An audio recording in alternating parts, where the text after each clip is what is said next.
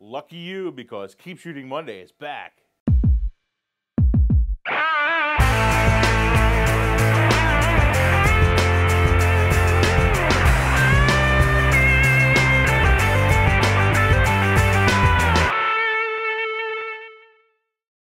Hey everyone, welcome to Keep Shooting Monday number 101. My name is Greg Cazillo from Cazillo.com. So, Keep Shooting Monday is back. I had to take a hiatus for a while for personal and professional reasons. Sorry about that. There was actually some questions. Where are you? Where have you been? What's going on? I don't want to get into any of those, but you know what? I'm back. That's all that matters. I have a ton of really cool stuff planned, and I'm going to get back into the Photo Academy series. We have a lot of stuff planned, and you will be seeing a lot of new content in the coming months. And so the first thing that I thought I would do is just get back into the swing of Keep Shooting Monday. I love the show because I can comment and I can kind of say whatever I want to say, however I want to say it, whether people like my point of view or not. I think I'd like to get it out there a little bit more. I feel like I have a lot to say, especially about some of the stuff that's been going on lately. Speaking of events, I do plan on going up to the Photo Expo in New York City coming up in a couple of weeks. If you'd like to join me, if you'd like to help out, maybe shooting video or shooting with me, getting on the show, that kind of thing, please let me know. Contact me through social media, and we can connect and we'll find one another. As of right now, I plan on being up there on Thursday and Friday. I'm not sure about Saturday yet. There have been a ton of photography questions posted over the last few months, and I'm going to try and get through some of that backlog of those today. Keep posting your photography questions, whether it's on YouTube, whether it's on social, and I will do my best to answer all of them. What if you're shooting a portrait? Would I use spot or center weighted? Craig was commenting on this video about how your exposure works in your DSLR camera. Number one, I would very, very, very rarely use spot meter. I am just not a fan. I much prefer a matrix meter for probably 90% of what I'm shooting.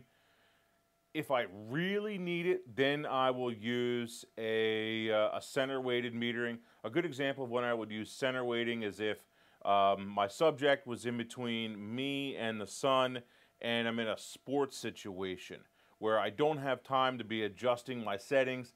That's a really good time for you to use, say, a center weighted versus a matrix metering, because you can have a lot more light coming in the lens, and then the person might be in shadow, where obviously you don't care about the background being a little bit too bright.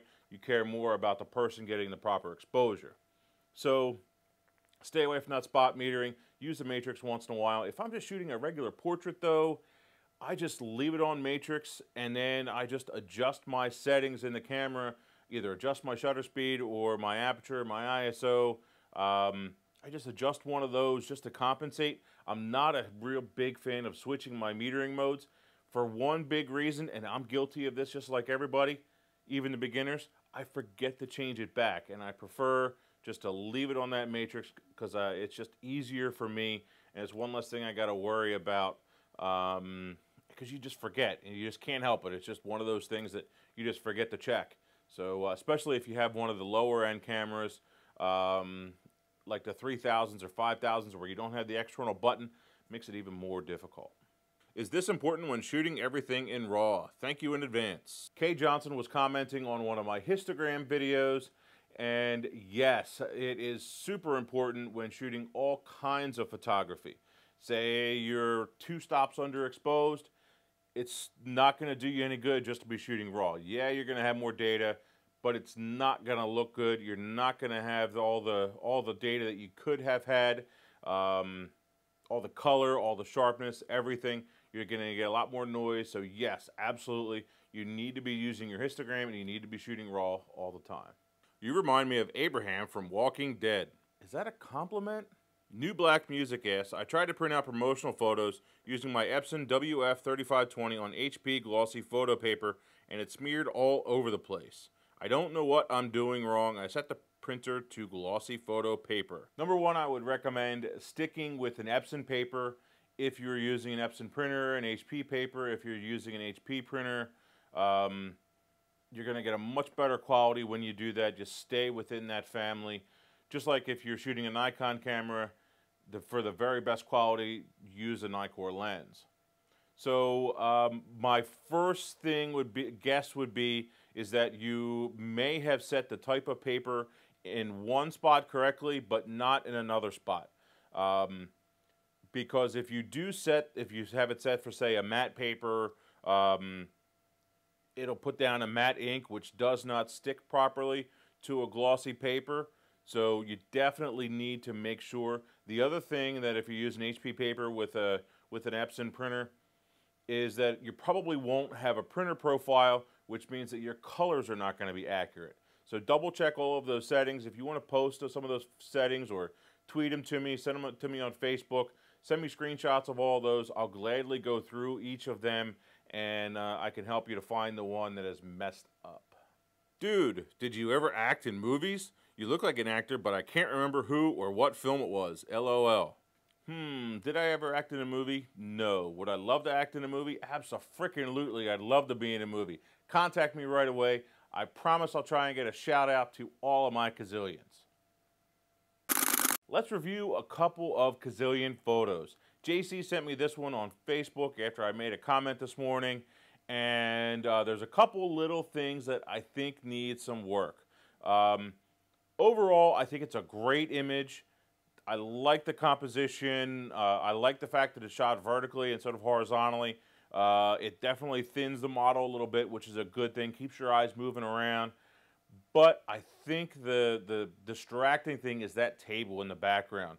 Either adjust your position, move back and zoom in a little bit more so that you get a little bit more, or sorry, a little bit shallower depth of field. Move away from the background if you can. Maybe use a longer lens. Do something, or just move the table and the trash can out of the way. My eyes went right to them even though they're out of focus. And so that would be one thing that I commented on. The only other thing, just to be kind of nitpicky, is her hand position. I am a huge, like, I don't want to say proponent, but like I'm super picky about women's hand positions, and guys too, but more for women. And her hand position is just a little bit awkward. Her hand on her leg, that is. And I think her fingers just could have a little bit nicer placement. You don't want to like place them so that the hand is like big and wide. Do your best to just kind of keep the fingers together and have just a nice natural position, a nice place, and just let it relax there. That's what you want to do, whereas this one, it's just a little bit awkward to me, and I think that would make it just a touch better between those two things and just take it up a notch. Steven Snow sent this photo, and it is a great example of two things. Number one, the limited use of a fisheye or an ultra-wide lens in sports. You really can't do a lot with an ultra-wide lens like that. I'm not sure if it's an ultra-wide like a 14-24 or if it's a fisheye. I can't quite tell, and I don't have any of the data in the file. Anyway, great example of composition, of exposure, of waiting for the right moment. Everything about it, I think, it's an excellent photo and a really good example of using that in sports. This photo is from Artie. Great portrait. I don't mind the editing. He definitely did some retouching on her face, her eyes, that kind of thing. Doesn't bother me, although sometimes I do wish it's a little bit more natural. Just take it easy and just leave it a little bit more on the natural side. The only thing nitpicky, once again, is maybe just a hand on her stomach. Sometimes I think that if you see hands in weird places, like hands coming around, like you put your hand around someone's waist, something like it looks like they have like a growth or something. So be careful of that. It's just as easy just to take that hand and just put it out of the shot. Then it would be better, and I think it would also accentuate her bust a little bit more, which most women like to see. So that's a good thing. So yeah, check that out. Just move that hand away, watch where you're putting those hands, and I think that would help. Well, guys, that is a wrap for today's show. Keep Shooting Monday, number 100. Hope you enjoyed it. I will see you next week. Make sure you post your photography questions. Make sure you post your photos that you want reviewed, and I'm going to get into some news for next week. Thanks, guys. Keep shooting. See you.